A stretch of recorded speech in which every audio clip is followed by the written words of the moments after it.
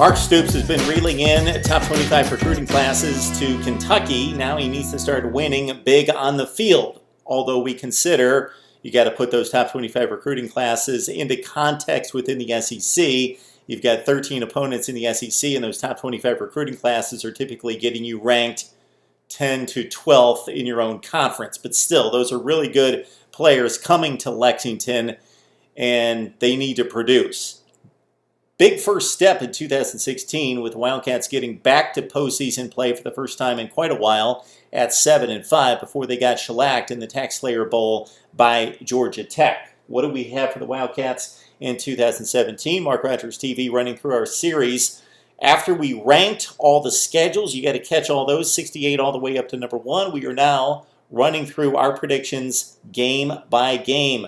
We are in the midst of the SEC Eastern Division, and for the Wildcats to get back to postseason play, they've got a pretty manageable out-of-conference schedule. They do go on the road. I don't know why Kentucky would go on the road to Southern Miss, except to get maybe some of that prime Mississippi recruiting ground there near the coast, and there's much of it right there. 95% chance of winning that game. They do get the victory. Eastern Kentucky a little bit easier of a touch at home at 99%. So the probabilities typically match the win total, but when they don't, what does that tell you? There are upsets in college football. South Carolina, that's a game at home for the Wildcats, but they can't get it done in the SEC opener. They lose to the Gamecocks, although they've got a 40% chance of winning. Then they've got Florida, a team that they have not defeated for, what has it been, 30 years? And they don't do it this time. Although the game's at home with the Gators, Kentucky just not good enough to get it done. 35% chance of it happening. They get the loss. They're 2-2. Eastern Michigan's a win. Missouri's a win at home. Then they go on the road to Mississippi State. Pretty much of a toss-up game, but I give the Bulldogs the edge at home. 40% probability for the Wildcats to win. They don't. They do come back for wins against Tennessee in particular. They do lose to Ole Miss at home. 50-50 game there in Lexington. Down the stretch, they get wins against Vandy before losing to Georgia.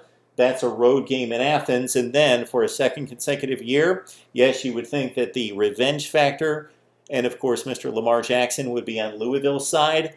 But I like Kentucky winning at home against the Cardinals in this one. Again, although I do believe that Louisville's a better team, as you can see right there at 35%. That means Louisville's got a 65% chance of winning the game, but they don't. Kentucky pulls off another upset, and they finish out the season at 7-5, 3-5 in conference play. For those of you who join me on my weekly predictions, this does not mean that I don't change my mind when we get to late November. It's late August right now, 3 months away, and we're in late November, and maybe Louisville's a top 10 team and Kentucky's fallen apart, and I changed my mind on this pick. But projecting the entire season, I go 7-5 for Kentucky, 3-5 in the SEC, so Mark Stoops and company go bowling once again. We love to get your comments. We respond to just about all that we can get to, but we love to discuss and debate college football. That's why we're here. That's why we're doing this, to bring you the best in college football coverage right here on Mark Rogers TV.